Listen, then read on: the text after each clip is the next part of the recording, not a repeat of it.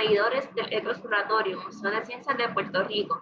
En nuestra edición Océanos de hoy tenemos al doctor César Peñajera, de Corredor Ecológico Marino de Panamá. Él nos va a estar hablando sobre la conectividad marina de megafauna en el Pacífico. Yo soy su moderadora del día de hoy, Mariela Andrade. Les recuerdo que pueden dejar sus preguntas en la sección Q&A, están en la aplicación de Zoom, están en Facebook Live.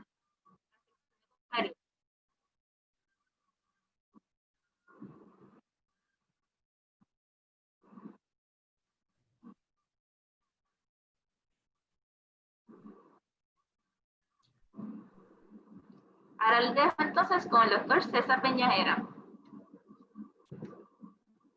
Hola, muchas gracias, Nelmar, por la presentación. Me gustaría saber si me están viendo y todos me escuchan para poder proceder con la charla. Perfecto. Gracias nuevamente por la invitación de estar aquí esta mañana. Realmente es un gusto poder estar aquí con ustedes. Como bien dijo Nelmar, yo trabajo en una organización que se llama Migramar, que realiza estudios de no solo tiburones, pero de especies pelágicas, o sea, de aguas abiertas, que viven libres en el mar. Y esta organización tiene un rango de acción que va desde México hasta Chile, pero particularmente nosotros nos encontramos trabajando en un área que se llama el Pacífico Oeste Tropical. Esta área es conocida por tener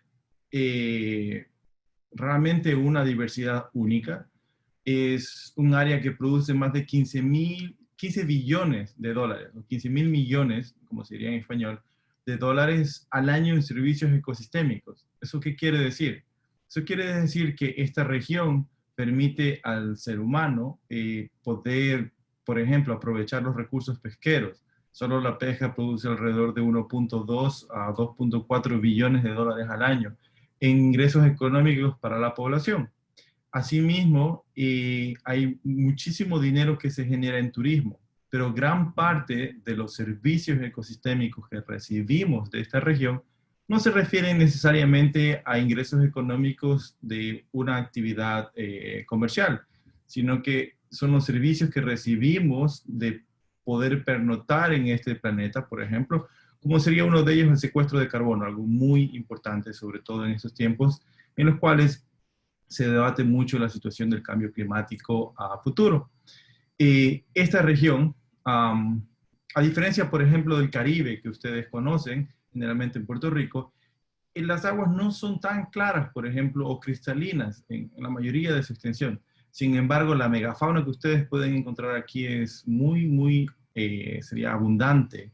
Además de eso, también única. No sé, por ejemplo, en el Caribe tienen uno de los tiburones martillo súper interesante, que es el Esphirna, el mocarrán, que es el gran tiburón martillo súper gigante, y que es generalmente una especie solitaria. En cambio, acá, nosotros en esta región, encontramos otra especie de tiburón martillo, que es el tiburón martillo lewini, y que suele, sobre todo, agregarse o juntarse en ciertos lugares en unas abundancias increíbles. Es una de las pocas especies, si no la única, de tiburones que tienen un comportamiento social probado. Y además de esto, en estas zonas de aquí, por ejemplo, como está en la Reserva Marina de Galápagos, que es parte de Ecuador, en el sur, de la región del Pacífico Este, también en la Santuario de Flora y Fauna Malpelo, que se encuentra o es parte de Colombia, y asimismo en el Parque Nacional Isla del Coco, que es parte de Costa Rica. En estas tres regiones, esta especie se agrega en números que no son comparables con el resto del planeta. Entonces, esta región al menos es súper única para esta especie y para otras también, por ejemplo, como el tiburón ballena. El tiburón ballena, que es el pez más grande del mundo, se lo puede ver por ejemplo, en lo que es la península de Yucatán, y en algunos lugares también de la zona del Caribe. Pero en esta región, y sobre todo hacia la Reserva Marina de Galápagos, podemos ver los tiburones ballena más grandes del mundo. Eso aquí, y póngase un punto más de énfasis ahí. La mayoría de las observaciones que tenemos para Galápagos son de mamitas, son de hembras que en su mayoría se creen o se está estudiando porque puede parecer que la mayoría de ellas están embarazadas. Entonces tenemos una diversidad bastante interesante de megafauna en esta región. Y en esta región, sobre todo, particularmente, que es donde enfoco la mayor parte de mi trabajo, se llama el corredor marino. Se lo llama así porque los países de Costa Rica, Panamá, Colombia y Ecuador reconocieron, mucho antes de que haya estudios, reconocieron de que esta región estaba conectada de alguna manera. Ecológicamente, al menos la diversidad que ellos podían apreciar en ese tiempo era muy similar. Entonces decidieron firmar un tratado en el 2004 en el cual toda esta región iba a pertenecer a un acuerdo intergubernamental en el cual se reconocía y se propendía el manejo sustentable de los recursos de toda la región. Estas imágenes son muy fuertes, lo sé, pero en algunos casos ayuda muchísimo que estas imágenes recuerden un poco la problemática que estamos viviendo en el mundo actual, sobre todo en lo que se refiere a especies de megafauna. La imagen de la derecha es un tiburón martillo del que tenemos nosotros en la región, y fue una imagen que generó muchísima preocupación a nivel ambiental, porque en principio, por ejemplo, se desconocía mucho la práctica que se conoce como el aleteo y la pesca de tiburones, en los cuales los tiburoncitos eran sacados del mar, removidas sus aletas y devueltos nuevamente al mar. Entonces, esto genera muchos problemas, realmente, porque además de que el tiburoncito en muchas ocasiones era devuelto vivo al mar, solo se estaba aprovechando parte de su cuerpo, no todo. Asimismo, por ejemplo, a la izquierda tenemos una tortuga marina que en este caso ha sido objeto de una red y que ella realmente no ha podido subir a la superficie para respirar y mantenerse viva. Entonces también está siendo afectada por otro tipo de arte de pesca que pone en peligro a estas dos especies. El problema más grande, y ojo, aquí me gusta hacer un énfasis muy fuerte. Las pesquerías no son una actividad mala, ojo. Son muy importantes económicamente para todas las personas que tienen alguna otra relación con el mar. Hay muchísimas familias, de hecho, a lo largo de la costa del Pacífico Este, incluso ustedes pueden también ver en el lado del Caribe, que dependen muchísimo del mar como una primera fuente de proteína, sea gente que se dedica solo a tener una pesca de subsistencia. Pero hay otros que también utilizan comercio y mueven una gran cantidad de dinero, como mencioné en el principio. Entonces, con este preámbulo, vale la pena tomar en cuenta que la pesca realmente bien manejada puede tener puede tener realmente un beneficio para la sociedad. Sin embargo, no es lo mismo pescar un tiburoncito o capturar una tortuga que un atún, por ejemplo. Un atún, que es un pez óseo, puede poner alrededor de 5 millones de huevos al año y reproducirse anualmente de una manera bastante, ¿cómo sería? Abundante. Pero los tiburoncitos no pueden hacer lo mismo. Un tiburón, por ejemplo, el tiburón martillo, puede poner 15, a lo mucho 30 crías y cada 2 años. Y a lo mismo también las tortuguitas. Para aquellos que saben, por ejemplo, las tortuguitas ponen huevos y se acercan a la playa, pero a lo mucho podrán poner 300, dependiendo de la temporada, por ejemplo, 300 huevitos. Y también depende, por ejemplo, su ciclo. Puede demorar hasta 3 años para que ellas vuelvan a las playas a anidar.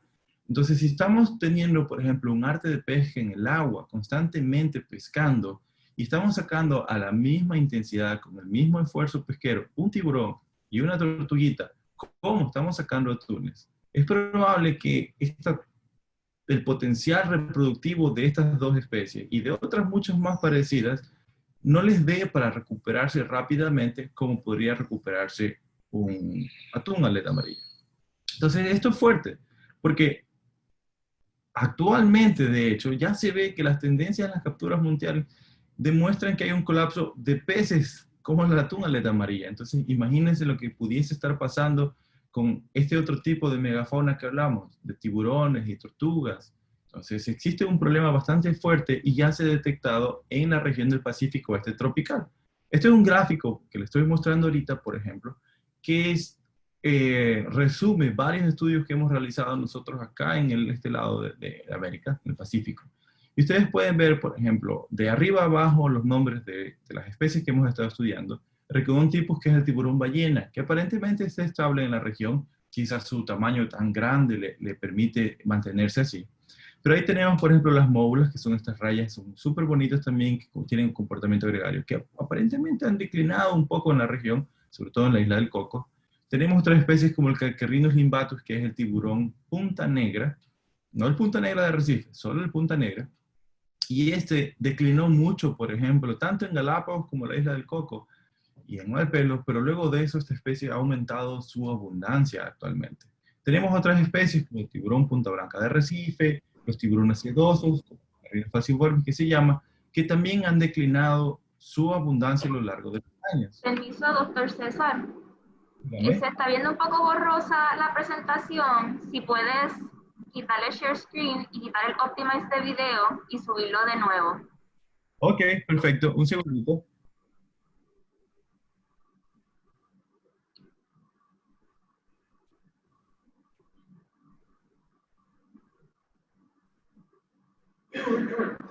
¿Vamos mejor ahora, tal vez? Gracias. Sí, ahora se ve mucho mejor. Ya, perfecto. Entonces, disculpen. Gracias.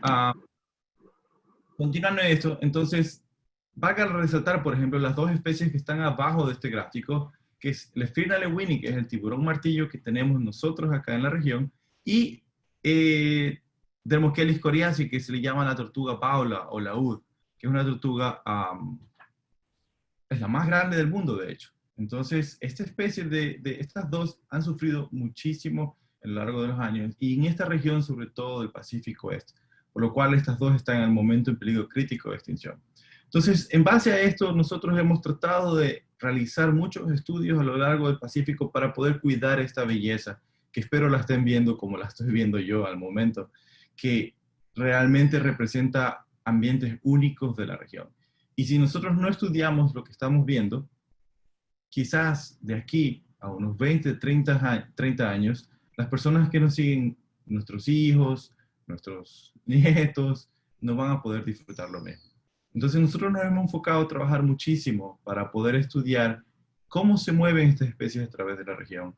Si realmente se mueven por toda la región o pertenecen solo a Ecuador o pertenecen solo a Colombia. Si es que estas poblaciones que se mueven, por ejemplo, realmente son compartidas entre las áreas marinas protegidas donde cuando estas especies se mueven son más vulnerables a actividades extractivas.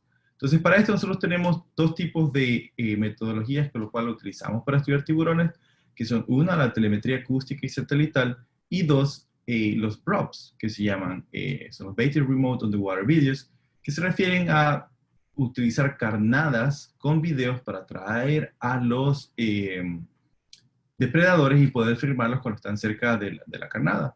Pero ya vamos a ver más adelante eso. Primero, lo que es la telemetría satelital. Esta es la primera técnica de estudio que nosotros utilizamos y nos ayuda a entender muchísimo los que son movimientos a gran escala. Y realmente tiene unos resultados súper interesantes. ¿Cómo se logra? Se logra utilizando marcas o dispositivos electrónicos que se ponen en el individuo, el tiburón, o peces o tortugas. Y estas de aquí, por ejemplo, en el caso de los tiburones, las dos que están arriba a la izquierda, son marcas que tienen que estar adheridas a su aleta para que cuando el tiburón se acerque a la superficie puedan sentir que están en el aire y enviar la señal. Entonces utilizan los satélites, como está en la información abajo, envían la señal hacia arriba, el satélite la manda a las antenas de recepción, esas son procesadas y luego son entregadas a nosotros a través del email, computadora. Bloqueamos ahí nuestro sistema web y de ahí nosotros descargamos la información. La otra marca que está acá, que está más en este lado de aquí de la pantalla, en el lado derecho, esta es una marca que funciona algo similar. Utiliza satélites, pero no necesita salir la antenita aquí fuera del agua para poder posicionar al tiburón, sino que utiliza la luz, la hora del día, para poder ubicarse, incluso la temperatura del mar, para poder ubicarse espacialmente. Eso se llama geolocalización, que se conoce en el mundo de la ciencia, y de esa manera poder decir a breves rasgos dónde está nuestro bicho, o bien.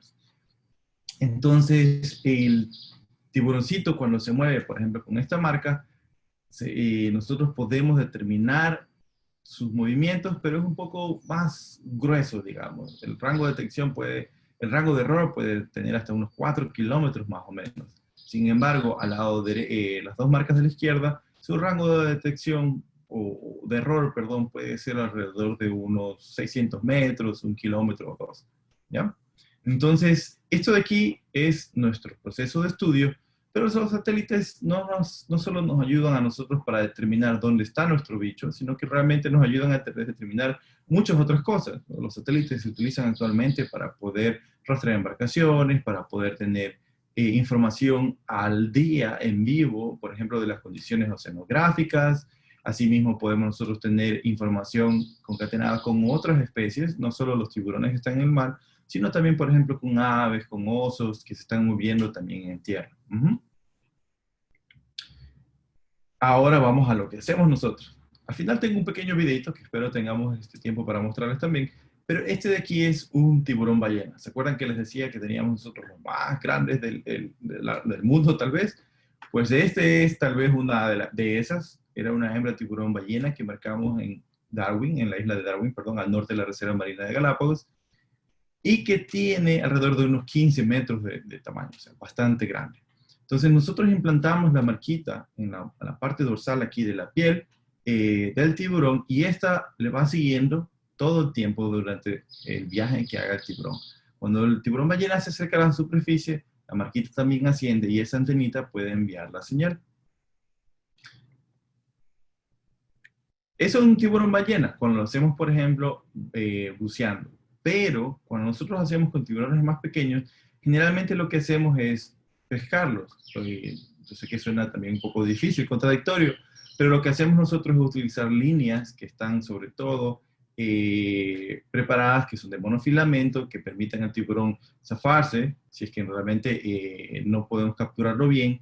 Otra cosa que utilizamos nosotros es que los anzuelos tienen esta barba que está aquí, que les permite a los peces mantenerse agarrados. Nosotros todos nuestros anzuelos están sin esa barba para que pueda ser el anzuelo sacado rápidamente.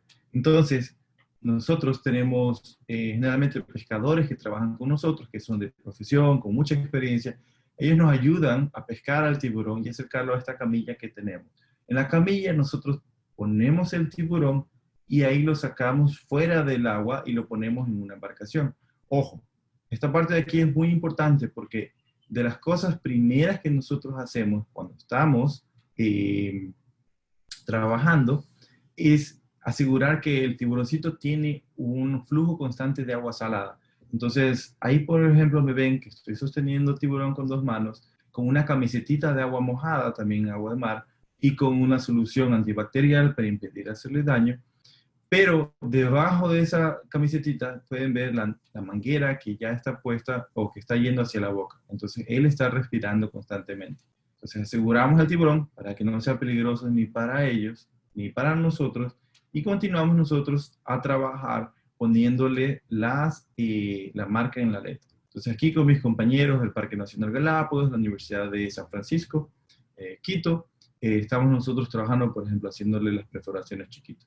A veces me han preguntado, dice, pero ¿no les duele al tiburón que le estén haciendo esos huecos en la aleta? Realmente no, porque en esta parte de aquí, los tiburoncitos tienen, sobre todo cartílago, casi no tienen terminaciones nerviosas, y ellos no tienen, no sienten, por ejemplo, esta parte del trabajo, ¿sí? Entonces, una vez que tenemos nosotros puestas las marcas, como las ven ahí, las dos, lo liberamos al tiburoncito, y inmediatamente se va al mar, continuar con su vida como debería. Y eso a nosotros nos ha permitido levantar muchísima información. Estos puntitos que ustedes ven en este mapa son de casi 380 individuos que hemos logrado nosotros marcar, sobre todo en la región del corredor marino del Pacífico. Y como ven, cómo se mueven por todos lados. Entonces, cada color es una especie. Las verdes, por ejemplo, son tortugas laúd, las baulas, que se fueron marcadas en Costa Rica y que se han movido por casi todo el Pacífico. De hecho, ellos fueron hasta Chile, todas esas tortuguitas. Los azules, celestes que ustedes ven ahí en su mayoría, son nuestros tiburones ballena también, que han sido marcados tanto en Galápagos, en Panamá, han sido marcados en Colombia, y se han movido por toda la región. Y los puntitos lilas que ustedes ven ahí, por ejemplo, son tiburones martillo que se han marcado también en la región.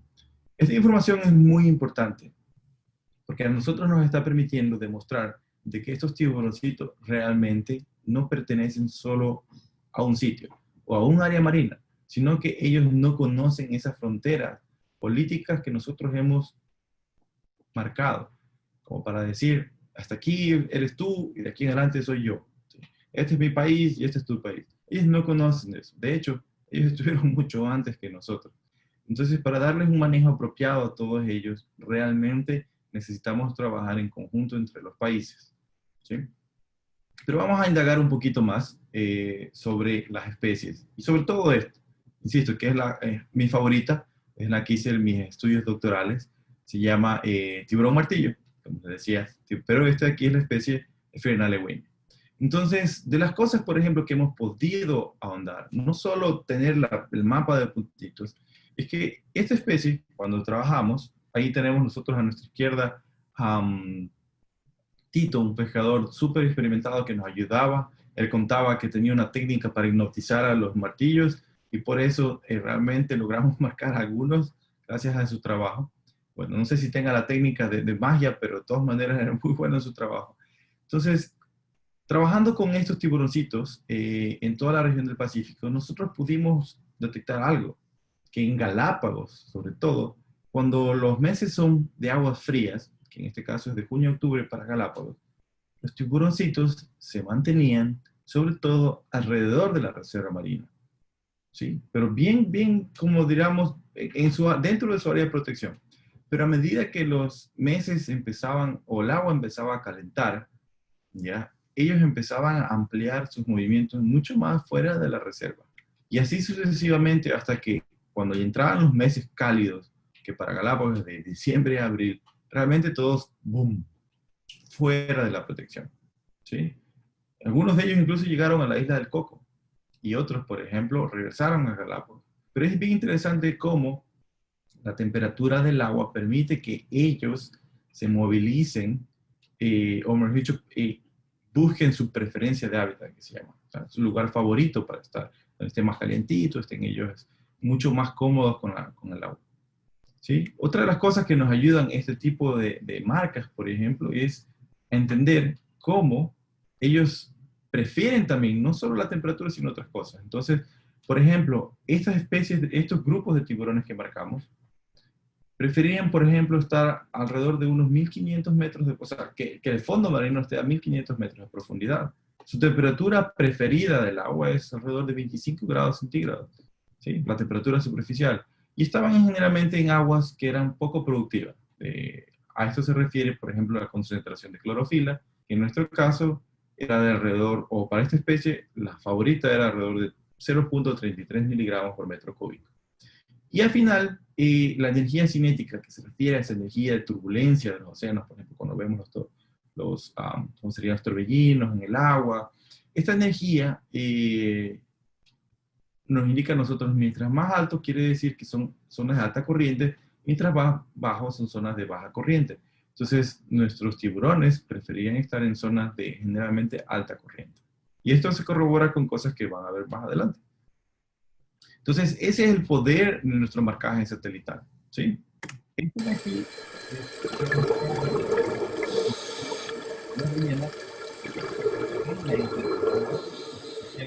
ojalá puedan verlo perfectamente.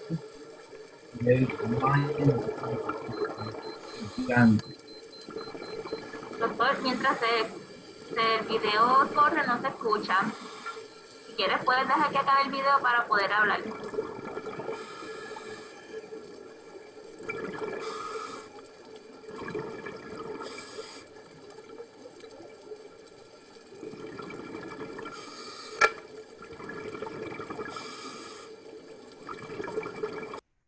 Bueno, muchas gracias por el dato. Como pudieron ver, ese es el proceso de marcaje de un tiburón ballena. No les duele, créanme, porque realmente tienen una capa de grasa bastante grande y creo que es hasta menos doloroso que ponerse un piercing en la oreja. Yo no me lo pondría, por ejemplo. Pero ese es el proceso de marcaje y como pueden ver, el tamaño del tiburón es bastante grande. ¿Sí? Entonces, eso es lo que, por ejemplo, nosotros trabajamos en telemetría satelital, con marcas satelitales. Ahora vamos al otro tipo de herramienta, que es la telemetría acústica. Entonces, por acústica ya entendemos de qué se refiere a sonido. Entonces, el sonido es, en su caso, un tipo de onda que se transfiere en el agua mucho mejor que las frecuencias de radio. Entonces, por eso es mucho más eficaz para poder utilizarlo. Ahora, este tipo de herramientas se utiliza, por ejemplo, para nosotros detectar también movimientos, pero a más fina escala. Mientras una marca satelital nos dice cómo se mueven por todo digamos, el planeta, pero por poco tiempo, porque las marcas satelitales duran muy poco la batería, estas marcas de aquí, que son de telemetría acústica, su batería puede durar de 5 años a más, de hecho, pero necesitan ser escuchadas. O sea, arriba nosotros tenemos, digamos, los teléfonos móviles, ¿sí? Los teléfonos celulares que se mueven, por ejemplo, que utilizan estas antenas de radio para poder tener su cobertura. Y cuando salimos fuera de la cobertura del teléfono móvil, no tenemos señal. Entonces, una situación similar es con la telemetría acústica. Necesita unas antenas o serían receptores de escucha, como los que están viendo ahí, que son esas dos botellas negras, que están total y constantemente escuchando, listening, todo el tiempo lo que ocurre en el océano. Y cuando ellos detectan una señal codificada, esa señal es registrada en el receptor y ahí dice, la marca número 3345 estuvo a las 8 de la mañana, a las 8:05, a las 8:10, etc. Entonces, de esa manera va registrando. Pero el radio de cobertura de estas botellitas es muy corto. Al menos en los estudios que hacemos nosotros en nuestra región, en el Pacífico, hemos logrado determinar que tan solo alrededor de entre 300 y 400 metros es el rango máximo o el radio máximo de detección que tenemos. Entonces, realmente es muy reducido y requiere entonces que los individuos que lleven la marquita se acerquen al sitio de estudio para que puedan ser registrados. Las marquitas, que son las que están grises aquí, son alrededor del tamaño de un dedo, por ejemplo. Al menos esta. Hay de diferentes tamaños, hay unas más chiquititas también. Entonces, estas también son puestas de una forma similar, como vamos a ver, a los tiburones. Como vimos en el tiburón ballena, son puestas también a otros tipos de tiburones. También tiburones ballena, pero en preferencia los utilizamos en otras especies. Utilizan estos dardos que ustedes pueden ver en el tope, que son dardos de titanio, especiales para evitar, por ejemplo, que exista algún tipo de infección en nuestros tiburoncitos. Y son puestos también en buceo, pero sobre todo en buceo libre, en apnea que se llama. ¿Sí? Esto aquí, por ejemplo, un científico nadando, por ejemplo, ustedes pueden ver esta vara que tiene. Realmente este soy yo hace muchos años atrás, cuando no tenía barriga. Pero vale decir que en ese día era la primera vez que salía a marcar tiburones y tenía mucho miedo. Y tenía también esta concepción de que algo me iba a pasar, porque, wow, los tiburones son tan atemorizantes, o al menos así lo creía yo. Pero realmente la mayoría, si no todos ellos, se espantaban cuando nos veían a nosotros en el agua. Entonces, yo creo que gracias a este trabajo pude entender muchísimo que los tiburones son fieras muy poco comprendidas. Entonces, si estamos solos en el Serengeti y nos topamos con un tiburón, perdón, con un león obviamente es una fiera y también se va a interesar como nosotros. Pero, de hecho, es más probable que un león nos ataque en el Serengeti que un tiburón nos ataque en el mar. Es muy poco probable realmente. Entonces, entender y conocer eso realmente me ayudó muchísimo al principio y a lanzarme a trabajar con ellos gracias a la gente que me dio la mano para estar en este proyecto. Pero sí, al principio iba atrás de ellos. Luego de eso ya empezamos a tener una mejor dinámica. Hasta poder yo aprender a marcar y también con ellos aprender a marcar tiburones martillo y poder tener este tipo de trabajo. Entonces, este de aquí es el marcaje en los tiburones. Ustedes pueden ver, me estoy acercando con la vara. Esta vara de pesca que se utiliza, pero está adaptada para poner las marcas en los tiburones martillo. Tienen esta banda de caucho o elástica que se jala con la vara para poder darle esa moción, ese movimiento, esa potencia, una vez que nosotros soltemos la vara, para que vaya directo hacia la parte, nuevamente, superior del tiburón, y de esa manera pueda insertar la marca o el dardo de la marca en la musculatura del tiburón. Entonces, así hacemos nosotros el marcaje de los tiburones martillo y de las otras especies también, pero también a veces utilizamos otra estrategia, que es poner bajo cirugía, con todos los procesos de seguridad, en la parte de la cavidad peritoneal, poner la marca. La diferencia entre las dos es que la una nos permite a nosotros marcar mucho más rápido los tiburones, pero la otra obviamente requiere pescarlos, pero sí requiere, nos permite a nosotros asegurarnos que la marca se mantiene en el tiburón por largo tiempo. Entonces, a través de esta tecnología de cirugía, mucho de este método por cirugía, hemos logrado tener individuos, digamos, rastreados por más de 5 años. Es bastante tiempo. Y eso provee información muy importante para nosotros entender qué es lo que hacen, cómo lo hacen, a dónde se mueven, qué tan lejos se mueven, porque también nos puede ayudar a eso. Y así nosotros, por ejemplo, poder proveer mejores recomendaciones de manejo a las autoridades de la región. Un ejemplo, y esto de aquí, perdón, mi compañero Alex Hearn trabajando, ¿se acuerdan las botellas negras cómo eran? Trabajando para cambiar este receptor, porque lastimosamente su estructura de plástico favorece que crezcan muchos balanos, muchos organismos incrustantes. Entonces hay que retirarlos constantemente de fuera del agua para poder asegurar que están bien y que la información se mantiene. Y otra cosa es que las baterías solo duran 1 año y medio. Entonces, obligatoriamente tenemos que ir cada cierto tiempo a cambiarlos para asegurar de que las baterías no se mueren y así podemos nosotros tener la información.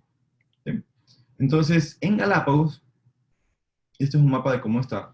Nosotros teníamos una cobertura al principio de toda la región, de toda la reserva marina, con, sobre todo en la parte norte, que es las islas de Darwin y Wolf, como pueden ver ustedes ahí, teníamos todo cubierto para poder entender cuál era la conducta del movimiento. Esto es aquí. Pero también, y así nació de hecho la red de Migramar, empezamos a colaborar con científicos que tenían receptores por toda la región. Dentro de Galápagos, y una de las cosas fascinantes de esa tecnología que nos permite a nosotros entender, es que los tiburones martillo realmente prefieren zonas en las cuales hay alta corriente. O sea, ellos les gustan un lado de la isla, no les gustan los dos. Les gusta el lado que ve el amanecer, no que ve el atardecer. ¿Por qué? Porque estas zonas de aquí, la zona este de la isla, es la zona donde chocan las corrientes marinas prevalecientes, que van de sureste a noroeste. Entonces, estos 4 gráficos circulares que ustedes ven ahí, resumen la cantidad de actividad de los tiburones en esta región. Entonces, como pueden ver, a la izquierda, mientras menos puntitos hay, es que habían menos tiburones. Y mientras círculos radiales también había menos tiburones registrados en los receptores, mientras en la derecha se ve en cambio una gran actividad, que estaban constantemente entrando y saliendo de la región. Otra forma, por ejemplo, y esto estamos hablando de tiburones martillo, mi especie favorita. Otra cosa importantísima que se pueden hacer con este tipo de estudios, por ejemplo, es vincular esto con otras tecnologías o con otros métodos de investigación. En este caso nosotros trabajamos ¿sí? con información de censos visuales submarinos, conteos de tiburones, para poder tratar de determinar cuál era el tamaño real de la población, o al menos del grupo que agregaba dentro de la isla de Darwin. Entonces, para esto nosotros evaluamos la estructura poblacional del tiburón martillo en 3 años consecutivos, ¿sí?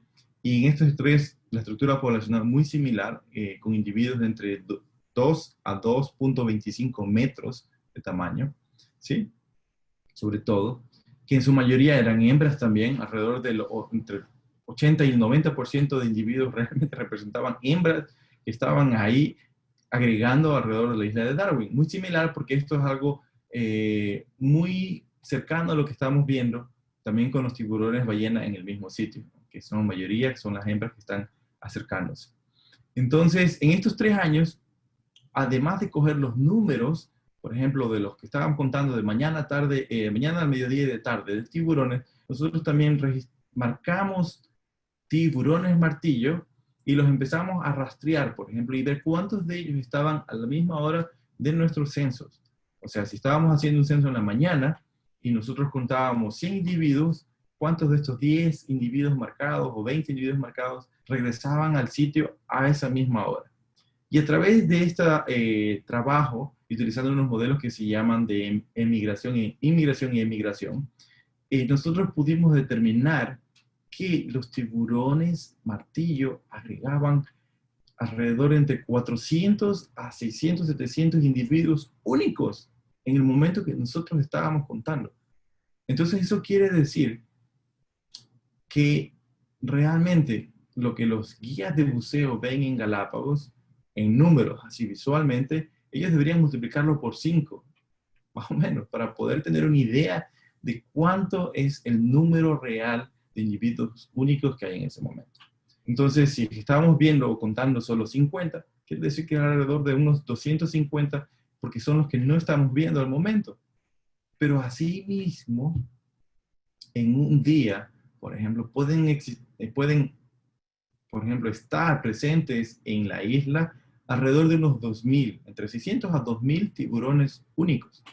Entonces, esto es súper importante, porque estos tiburones únicos nos indican de que la isla de Darwin, al norte de Galápagos, puede solo tener 2.000 tiburones por día, únicos. Y esto de aquí es una de las grandes preguntas que salió de esta investigación. Eso quiere decir que las islas también tienen capacidad de carga. Y si tienen capacidad de carga, significa, entonces, ¿cuántas islas como Darwin estamos protegiendo para proteger o para cuidar, valga la redundancia, para cuidar a los tiburones martillos o gran parte de la población de los tiburones martillos? Entonces, una de las preguntas bastante fuertes que salieron y que dieron también origen a muchos otros los trabajos que estamos haciendo nosotros en conectividad. Pero bueno, por ahí de tiburón martillo, el trabajo aunado de nuestro, por ejemplo, de este tipo de tecnología de marcaje con telemetría acústica, nos ha ayudado a entender también de otras especies, como el tiburón Galápagos, cuánto se mueven. Y tenemos uno que vino desde México, del archipiélago de Revillas y Jedo, todo su camino pasando por Francia, la isla del Clipperton, que está ahí, esa solita chiquita, hasta llegar a las Islas Galápagos. Esta especie se mueve muchísimo y nos conecta a toda la región. Entonces sus movimientos no son solo a un sitio, sino que son bastante amplios. Y lo mismo ocurre, por ejemplo, con el tiburón sedoso, tiburón silky, que se llama, el Calcarhinus falciformis, que sus movimientos también son bastante amplios. Todavía no tenemos uno que conecte Revillagigedo con Clipperton, pero de Galápagos ha salido al menos un individuo que ha ido nadando todo su camino hasta el norte, hasta la isla de Clipperton, en Francia. Se ha dado la vuelta ahí, no sé, se tomó una gaseosa, se tomó un helado, se dio la vuelta en la isla y después regresó a Galápagos. Entonces, demostrando que sus movimientos realmente pueden tener más de 2.400 kilómetros de distancia en una vía y en regreso. Pero, y eso que no es línea recta, seguramente se fueron moviendo también hacia otros lugares mientras se movilizaban. Entonces, sumamente importante. Cómo, por ejemplo, esta metodología nos permite a nosotros entender los movimientos de esta especie. ¿Sí?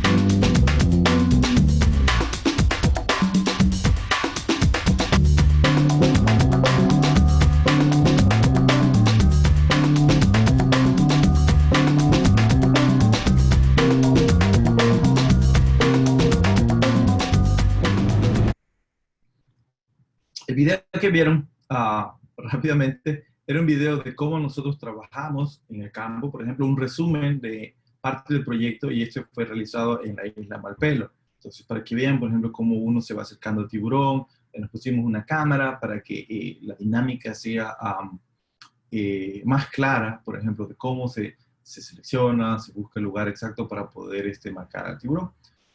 Súper interesante realmente este trabajo que realizamos. Mari, por si acaso, si es que hay algo del video que está un poco lagging, también me avisan, pero creo que vamos bien por el momento, ¿verdad? Se ve bien por mi parte. Ya, perfecto. Entonces, continuando, con la última metodología que nosotros utilizamos para los estudios de los tiburones, los PROPS, Baited Remote Underwater Video Surveys.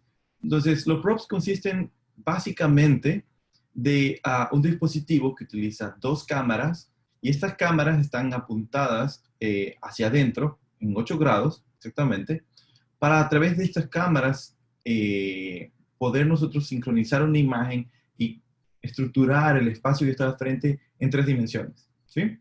Entonces, como ustedes pueden ver, por ejemplo, hay 2 tipos de props. Uno que es un props de media agua, que se llama pelágico, en el cual se deja a la deriva y se mantiene por alrededor de 2 horas flotando solo.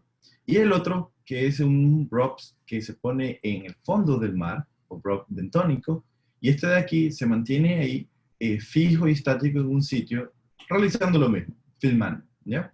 Pero al frente de cada prop nosotros tenemos un canister, un receptorio de plástico en el cual nosotros tenemos carnada, ¿sí? Generalmente son atunes de esos chiquitos que utilizamos, y esto de aquí nos ayuda a atraer a todos los predadores, peces, tiburones, tortugas incluso, hacia el lado donde están enfocando las cámaras, ¿sí? Y de esta manera nosotros, al estructurar este ambiente en 3D, cuando se acercan los individuos, nosotros podemos medir.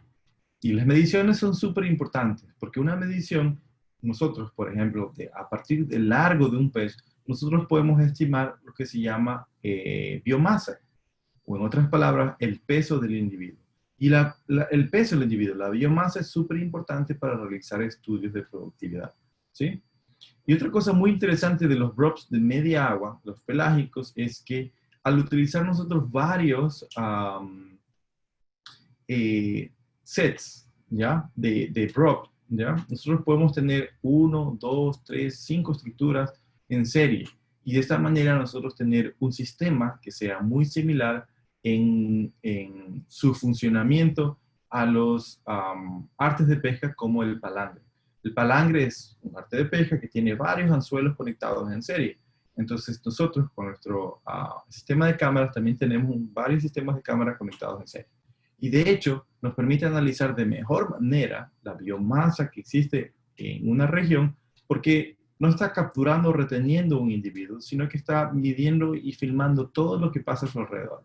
Entonces eso es súper importante porque da mucha mayor información de la productividad de una región y nos permite evaluar, por ejemplo, lugares en los cuales la pesca está prohibida, como las áreas marinas protegidas, ¿sí?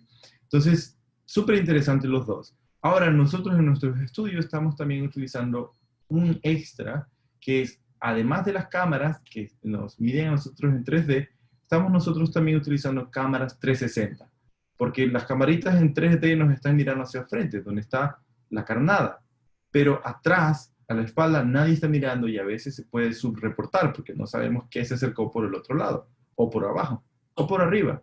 Entonces las cámaras 360 nos están completando la información. ¿Cómo?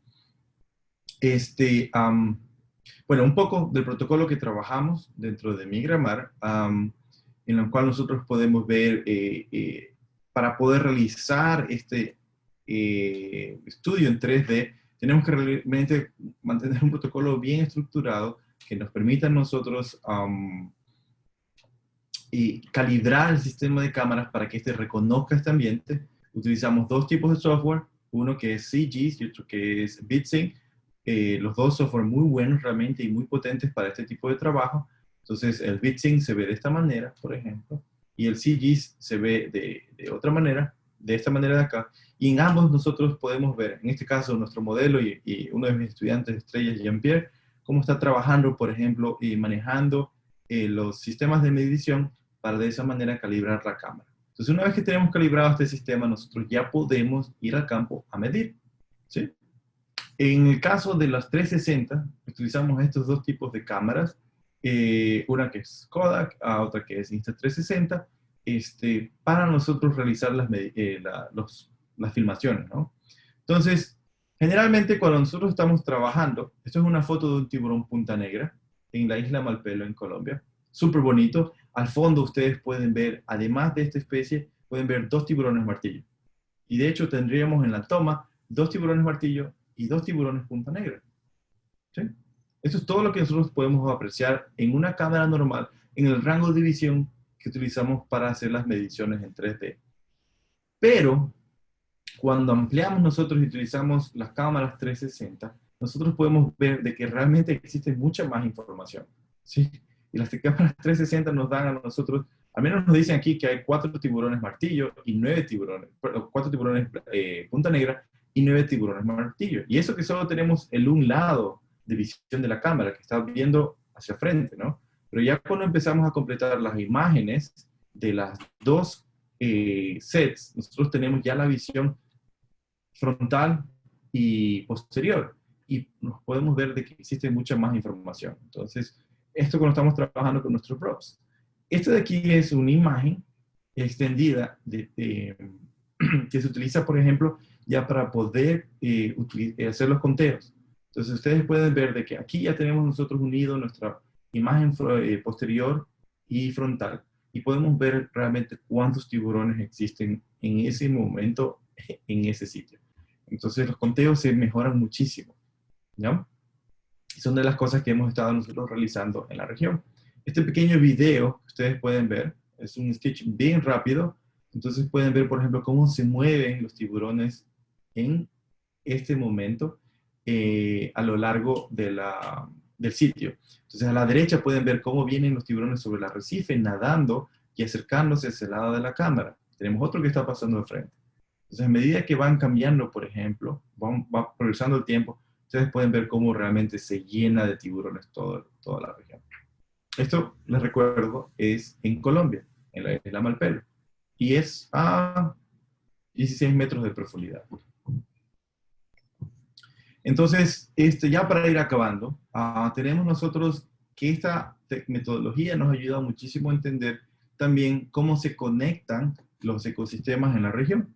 Entonces, en estudios que hemos hecho, por ejemplo, entre Galápagos y la Isla del Coco, Galápagos, Ecuador, la Isla del Coco, Costa Rica, nosotros hemos lanzado esta metodología de los ROPS en diferentes puntos, montes submarinos, y de hecho, estos montes submarinos, al menos la información preliminar que tenemos, nos muestra que son muy similares en su estructura a lo que nosotros podemos apreciar en Galápagos o en la Isla del Coco. Entonces les recuerdo, la Isla del Coco, que está al norte, es una zona protegida, y Galápagos también es otra zona protegida. Pero ninguno de los sitios que están aquí, por ejemplo, entre estas dos regiones, son zonas protegidas. Y las manchas azules que ustedes ven son parte de la cordillera del Coco, que conecta a Galápagos con la Isla del Coco. Entonces estos montes submarinos son muy importantes para estas especies, aparentemente. Pero no están protegidos. Y recuerden lo que les decían antes de que quizás estos sitios también tienen su capacidad de carga, tienen un número limitado de especies que pueden, abundancia de las especies que pueden alojar. Entonces, saltan muchas dudas sobre cuánto estamos protegiendo, ¿sí? Entonces, aquí rápidamente, unos tomos, por ejemplo, video de nuestro trabajo.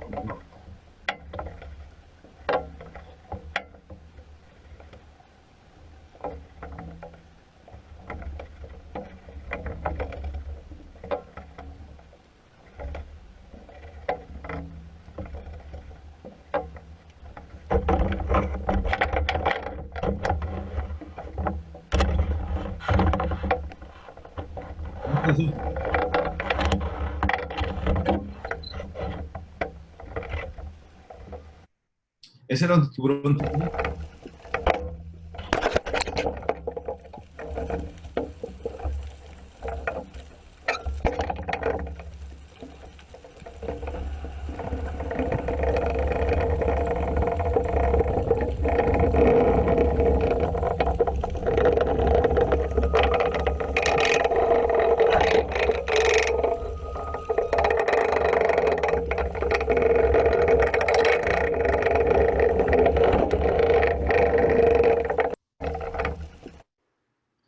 Entonces, esos dos videos era parte del trabajo que hacemos, fueron proporcionados por nuestro equipo de trabajo y nuestros colaboradores y amigos de México, de Pelagios, Cacunja. Entonces, donde mostraban en el primer video un tiburón tigre y un tiburón punta blanca, un silvertip, que se llama en inglés, y en el otro son tiburones sedosos, los silkies. Y ellos son bastante curiosos, de hecho, al momento de tener la carnada, ¿sí? Entonces, eso como para terminar, por ejemplo, el tipo de estudios que nosotros realizamos en la región y qué tipo de información nosotros podemos obtener a partir de ellos. Les agradezco muchísimo realmente su tiempo. Creo que ahorita entramos a una ronda de preguntas con todo el equipo. Gracias, doctor. Y sí, vamos a entrar a la sección de preguntas, pero antes voy a dar unos saluditos. Primero que nada, saludar a Cristina de la Rosa del Colegio de Guadalupe, a Mía Ramírez, al profesor Ángel Lorenzana y a Sandra Ruiz desde Carolina del Norte. Ahora vamos a entrar a las secciones de preguntas, que tenemos varias. La primera pregunta nos dice si tienen datos sobre la población del gran tiburón blanco y del tiburón tigre en la región. Dentro de lo que sería el Mar Caribe, me permito disculparme realmente porque no es mi área de estudio. No conocería muy bien los datos poblacionales. Sé que, por ejemplo, grupos que han colaborado con nosotros han trabajado muy bien en la parte de Florida sobre todo y marcando tiburones blancos y de hecho encontraron una zona potencial sería un nursery, sitio para cría los tiburones blancos. De nuestra región, por ejemplo, tiburones blancos no es mi expertise, pero tiburones tigre, de hecho, hemos visto un incremento bastante interesante, por ejemplo, y bastante positivo también dentro de lo que serían las áreas marinas de Galápagos y de la Isla del Coco. En estas dos regiones, aparentemente el sistema de protección de tiburones que está en juego, por ejemplo, que está vigente, ha permitido que al menos en Galápagos exista un mayor número de reportes de tiburones tigre que no se tenían antes. Y en la Isla del Coco también. De hecho, en la Isla del Coco es una situación bastante interesante porque no habían tiburones tigre reportados antes de la década del 2000. Y luego de la década del 2000 llegó un individuo y luego llegó otro individuo aparentemente migrando y les gustó la Isla del Coco. ¿A quién no le gustaría? Es hermosa realmente. Y se quedaron ahí. Pero a medida que el número empezó a aumentar de tiburones tigre, el número de tortugas marinas empezó a declinar. Aparentemente por predación, pero también quizás por, ¿cómo sería? Exclusión del área. Entonces, ahora las tortugas marinas no se pueden ver buceando, pero se pueden ver en otras zonas de la costa donde no están los tiburones tigre. Gracias. Tenemos otra preguntita que nos dicen cuál de los métodos le ha brindado la mayor cantidad de datos para analizar la distribución poblacional de los tiburones. Para lo que es la distribución, yo creo que entre la telemetría acústica y satelital tienen cada una sus ventajas.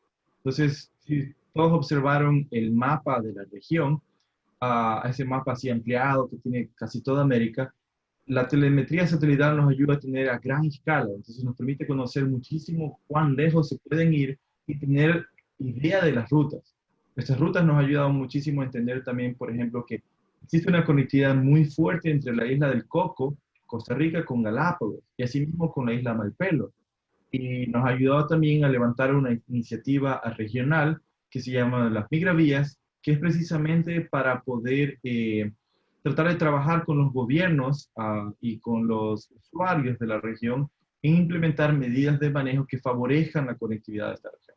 Entonces, la telemetría satelital es muy útil, pero la telemetría acústica también nos está permitiendo tener ese tipo de información, solo que en una resolución distinta. Entonces, aquí yo creo que valdría indicar que la pregunta de investigación o de manejo es la que debería realmente primar Ubuntu.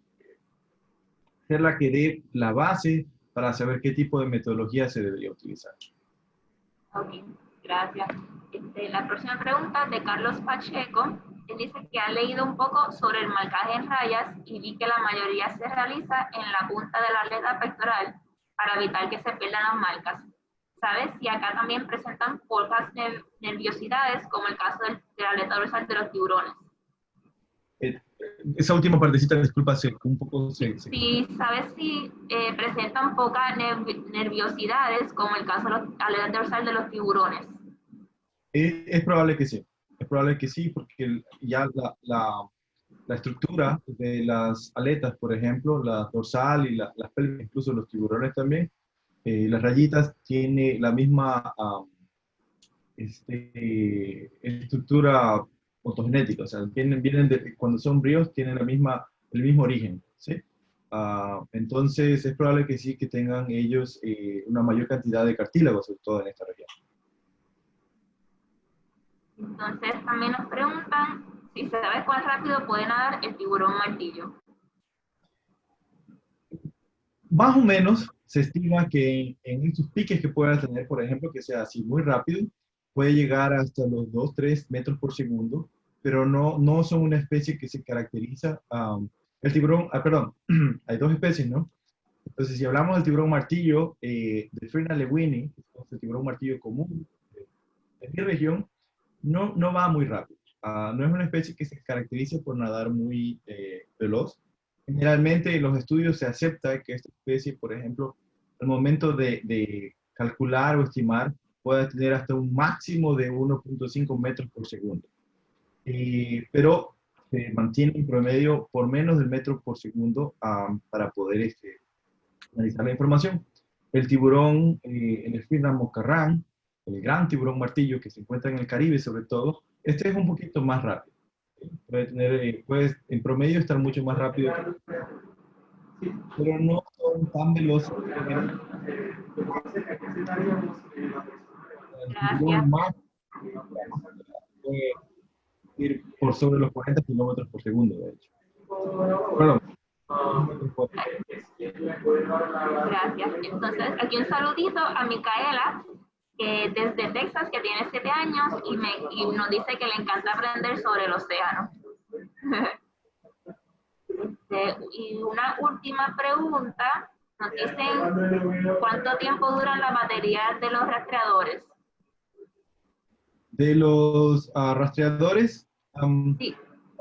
de los satelitales puede durar 3-6 meses dependiendo de la configuración. Hay unos que se configuran al año, no nos ha durado tanto todavía. De los acústicos puede durar alrededor de unos 5 años o más incluso. Y de los equipos, de las antenas para los receptores acústicos, esas duran un año y medio. Gracias. Tenemos muchas más preguntas, pero se nos está acabando el tiempo. Nos pueden enviar todas las preguntitas a webinar@ecoexploratorio.org y se los puedo entonces enviar al doctor César para que nos pueda entonces contestar las preguntas que le faltan. Y gracias de nuevamente al doctor por presentarnos esta información, los videos, las fotos. Súper interesante.